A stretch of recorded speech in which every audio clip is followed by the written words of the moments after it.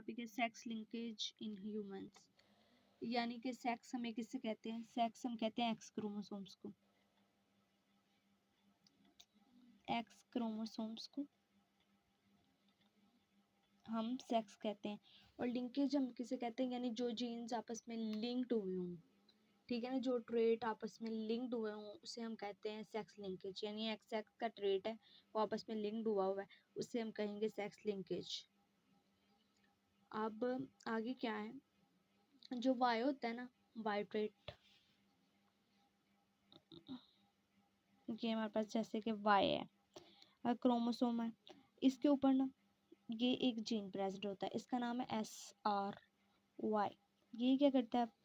ये मेलनेस कॉज करता है, यानी मेल करैक्टर को ना लाता है, और ये सिर्फ और सिर्फ वाई क्रोमोसोम पर प्रेजेंट होता है, एक्स क्रोमोसोम पर ये नहीं प्रेजेंट होता।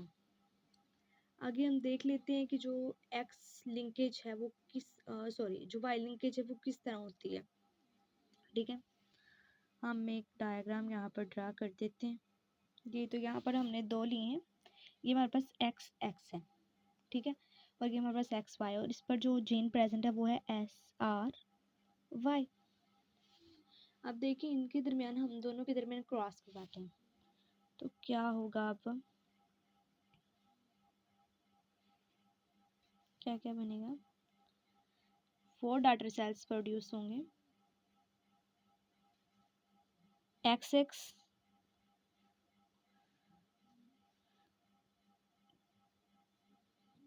XY XX XY, यानी कि दो हमारे पास यहाँ पर डाटा सेल बन रहे हैं और दो हमारे पास जो हैं वो बन रहे हैं मेल वाले। और जो हमारे पास मेल करैक्टर होगा, यानी मेल करैक्टर को हम हेट्रोजाइगस करैक्टर भी कहते हैं। इसे हम ज़रा दूसरी मार्कर से लिखते हैं, ज़रा आप क्लियर हो जाए। इसे हम हेट्रोजाइगस भी कहते हैं, हेट्रोजाइगस कंडीशन होती है मेल वाले में।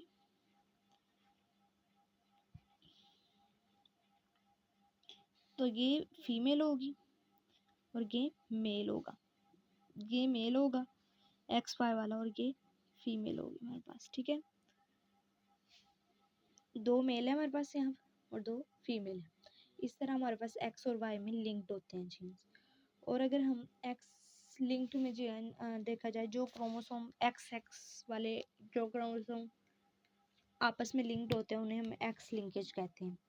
अब इसमें ना हम X लिंकेज में हमारे पास एक जेनेटिक डिजीज़ आती है जिसे हम हीमोफीलिया के नाम से जानते हैं। अब आगे हम हीमोफीलिया के बारे में थोड़ा सा इंट्रो देंगे इसका। जी हम लिख लेते हैं हीमोफीलिया। इसमें एक जेनेटिक डिजीज़ आती है जिसे हम क्या बोलते हैं? हीमोफीलिया।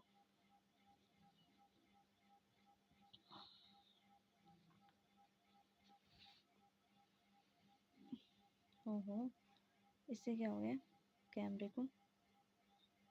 जी, तो हीमोफीलिया जो हमारे पास डिजीज़ है, ये ब्लड को क्लॉट नहीं होने देती।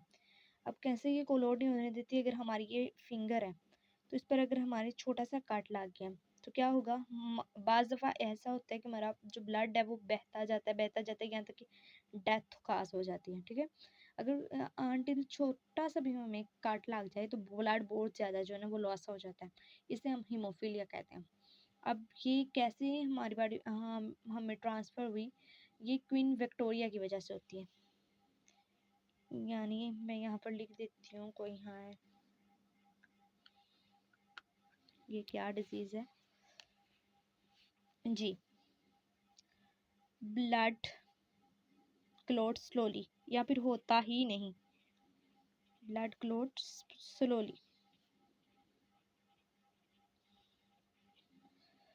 और आगे हमारे पास है क्वीन विक्टोरिया जी। तो क्वीन विक्टोरिया की वजह से ये काज होती है,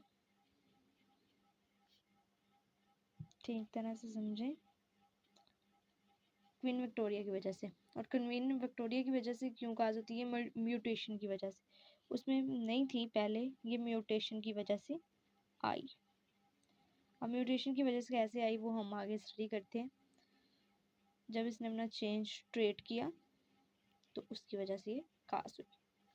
हीमोफीलिया की आगे हम वो भी पढ़ेंगे, एग्जाम भी पढ़ेंगे इसकी यहाँ पर दोबारा आके, लेकिन उसके पहले आपको कंडीशन समझ में आनी चाहिए। हीमोफीलिया कंडीशन क्या होती है जी, तो ये है, अगर हमारे एक्स पर जो जीन्स हैं, ये एज वाला जो जीन्स है हमारे पास, कैपिटल एच जो ऊपर नज़र आ रहा है आपको, ये हमारे पास डोमिनेंट जीन होता है। और जो आपको स्मॉल एज नज़र आ रही है हमारे पास रिसेसिव होता है।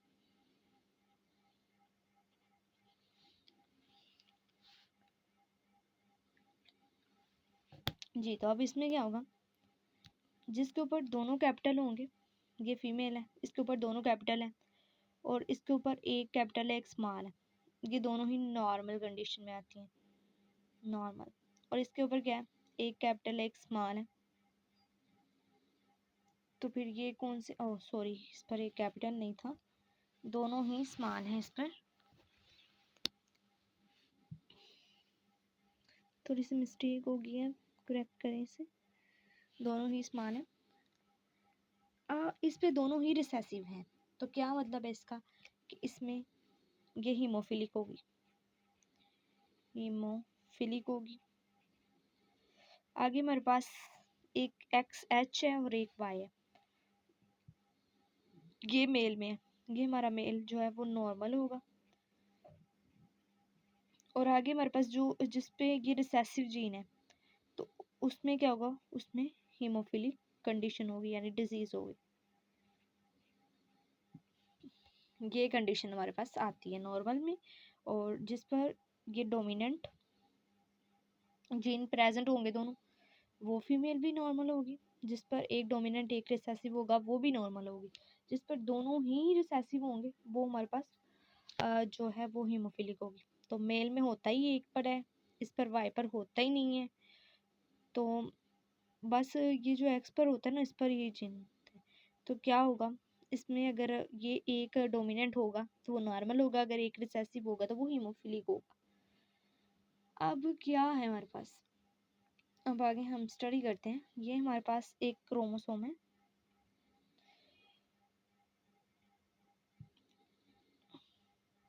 ये बहुत ज़्यादा मतलब प्रोटीन्स वगैरह से मिलकर बने होते हैं, इसके बहुत ज़्यादा रीजन्स होते हैं, इसमें जो होते हैं वो बहुत ज़्यादा फैक्टर्स बनाते हैं, ठीक है।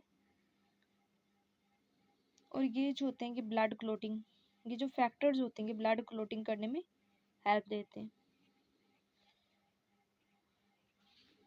नेक्स्ट हम इसकी डायग्राम ड्रा करते हैं, और साथ में हम आपको बताते हैं कि एक्सपेरिमेंटली करके कि क्या क्या डिसऑर्डर्स होंगे, कैसे होंगे, ठीक है। नेक्स्ट पेज पे चलते हैं। जी, तो जनाब हम आ गए हैं नेक्स्ट पेज पर। इस पर हम स्टडी करेंगे, आपके सामने डायग्राम है, इसमें अभी मैं फिल करूँगी, इसमें हम दो का क्रॉस करवाएंगे, मेल का और फीमेल का, ठीक है। इसे हम, ये जो हमारे पास स्ट्रक्चर बना हुआ है, इसे हम जिग जैग स्ट्रक्चर कहते हैं, ठीक है। ये जिग जैग स्ट्रक्चर है, ये जो हमारे पास है ना, ये इसे हम मैरिज लाइन कहते हैं, ठीक है। आगे हमने जो मेल है उसे हमने क्यूब से की लिखा हुआ है, जो फीमेल है उसे हमने सर्कल से ड्रा किया हुआ है। अब फीमेल में क्या है, फीमेल जो है वो नॉर्मल है, जबकि जो हमारे पास मेल है वो डिजीज है, यानी वो हीमोफिलिक पेशेंट है, ठीक है। अब जो इसमें आगे ऑफस्प्रिंग होंगे, यानी फिर जो इनके आगे सेल्स प्रोड्यूस होंगे, यानी इनके जो बच्चे होंगे वो कैसे होंगे, ठीक है, वो हम देख लेते हैं। इन दोनों का क्रॉस करवाऊं,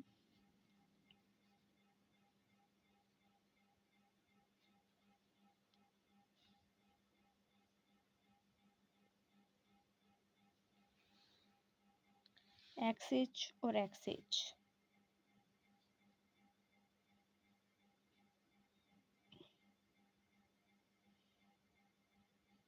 ये हमारे पास क्या है, डाटर सेल प्रोड्यूस होगी और ये नॉर्मल है। आगे हमने इन दोनों का ट्रीट करवाना है, तो ये हमारे पास बन गया एक्स वाई, ठीक है। और इस पर भी ये रिसेसिव आएगा, ये भी नॉर्मल है। इन दोनों का करवाएंगे एक्स वाई, ये भी हमारे पास नॉर्मल है, ये भी नॉर्मल है, ये भी नॉर्मल है, लेकिन ये कैरियर है। अब हम इसे कैरियर क्यों कह रहे हैं ये हम आगे स्टडी करेंगे फर्दर, लेकिन उससे पहले हम अब क्या करना है, हमने हमने इसका ना एक नॉर्मल पर्सन से इसकी शादी हुई है, नॉर्मल पर्सन है वो। अब इनके जो आगे ऑफस्प्रिंग बनेंगे वो हम देख लेते हैं, ठीक है। इन दोनों का क्रॉस होना है आगे, मैरिज हुई है इसकी, ये मैरिज लाइन है हमारे पास, इन दोनों का आगे क्रॉस होगा तो क्या आ गया,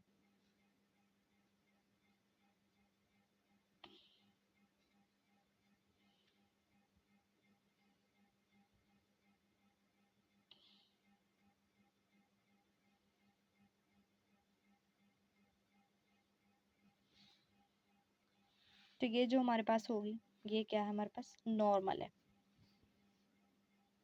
दोबारा से इनका क्रॉस करवाया तो हमारे पास अब मेल आया।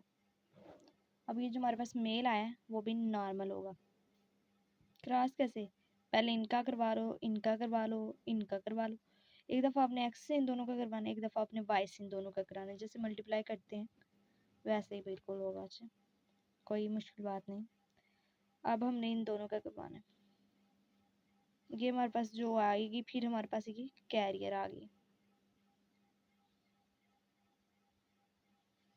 फिर से कैरियर आ गई। अच्छा, आगे हमारे पास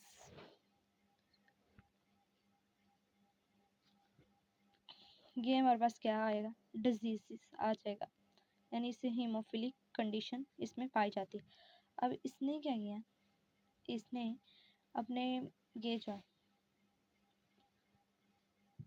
थर्ड जनरेशन में इसने ये डिजीज़ ट्रांसफ़र की है। सेकंड जनरेशन में कोई डिजीज़ ट्रांसफ़र नहीं की, लेकिन इसने थर्ड जनरेशन में। अब कैरियर का मतलब क्या होता है, फिनोटिपिकली मतलब नॉर्मल होना और जीनोटिपिक में इसके अंदर डिजीज़ होना, ठीक है, ये कैरियर होती है। कि यानी ये फिजिकल ठीक है, लेकिन इसके जीन्स में जो है ना वो बीमारी पाई जाती है, जो इसे इसके फादर से मिली थी। अब हमने इसके नॉर्मल पर्सन से शादी करवाई है, तो आगे वो जो डिजीज़ थी वो जो इसके जीन में थी वो आगे आ गई, आगे से फिर ये कैरियर है, ठीक है। कहाँ गई है कैरियर, फिर ये कैरियर, ठीक है। तो आगे अब हम फर्दर तो इसकी स्टडी नहीं करेंगे। आगे हम देखेंगे कि हीमोफिलिक और अगर हम एक नॉर्मल जो है उसका अगर हम हीमोफिलिक और कैरियर की अगर हम मैरिज करवा देते हैं, यानी उन दोनों की शादी करवा देते हैं, तो फिर क्या होगा, फिर डिजीज़ के चांसेस ज़्यादा होते हैं। और ये डिजीज़ जो होती है वो मेल में ज़्यादा होती है, फीमेल में इतनी ज़्यादा नहीं होती। आगे हम लेते हैं, दो क्रॉस करवाते हैं। एक हमारे पास हीमोफिलिक पेशेंट है,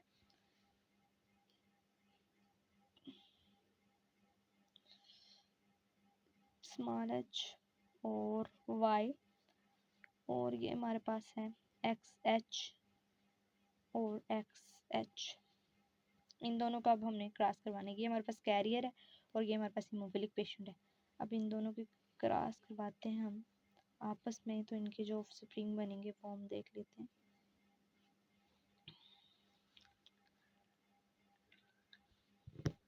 अब क्या होगा, इसमें इनका क्रॉस करवाया तो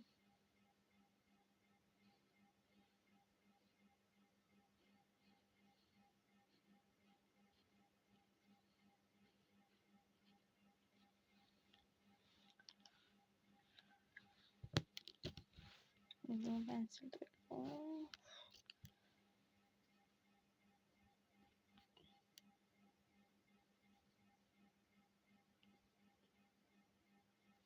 कैपिटल और स्मॉल, ये हमारे पास कैरियर आएगा।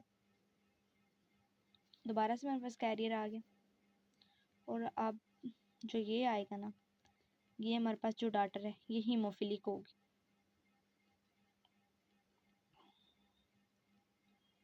अब एच और वाई का हम ये हमारे पास जो है वो नॉर्मल आएगा, और फिर से ये जो है हमारे पास ये डिजीज़ होगा, मेल, ये डिजीज़ होगा। ठीक है, यानी इसमें क्या हो रहा है कि जो सिर्फ एक है ना वो हमारे पास नॉर्मल है, और जो दो हैं वो डिजीज़ है, और एक इसमें हमारे पास कैरियर आया। मतलब एक जो फीमेल है हमारे पास वो कैरियर आई है, और एक जो फीमेल है हमारे पास वो हीमोफिलिक आई है, और जो एक डाटरेस सॉरी एक सन है वो नॉर्मल आया है। ठीक है, तो ये अगर हम कैरियर को और हीमोफिलिक पेशेंट को आपस में क्रॉस करवाएं तो डिजीज़ के चांसेस ज़्यादा होते हैं। अब हीमोफिलिक्स की हम टाइप्स ज़रा पढ़ लेते हैं। जी तो बच्चों, हमारे पास ये डिजीज़ हैं 80% फैक्टर। देखिए आप, जो हमारे पास डिजीज़ है हीमोफिलिक ए, वो 80% लोगों में पाई जाती है, और ये फैक्टर 8 की वजह से होता है। ठीक है, और ये एक्स क्रोमोसोम्स की वजह से ही है। आगे जो हमारे पास बी है वो फैक्टर 9 की वजह से होता है, और ये 20% पाई जाती है, ये भी एक्स क्रोमोसोम्स की वजह से होती है। और जो हमारे पास 1% है वो फैक्टर 11 की वजह से ये ऑटोसोम होती है। ओके, अब देखें ज़रा, ये ऑटोसोम है, ये एक्स क्रोमोसोम्स की, और जो हमारे पास ये होती है ना डिजीज थर्ड टाइप की, सी टाइप की, ये मेल और फीमेल में दोनों में पाई जाती है। और जो ए और बी टाइप है ये मेल और सॉरी ये मेल में ज़्यादा इसका ना खतरा होता है, मेल में ज़्यादा पाई जाती है, फीमेल में जबकि पाई जाती है। तो ये हमारा आज का टॉपिक था, उम्मीद है आपको समझ आया होगा।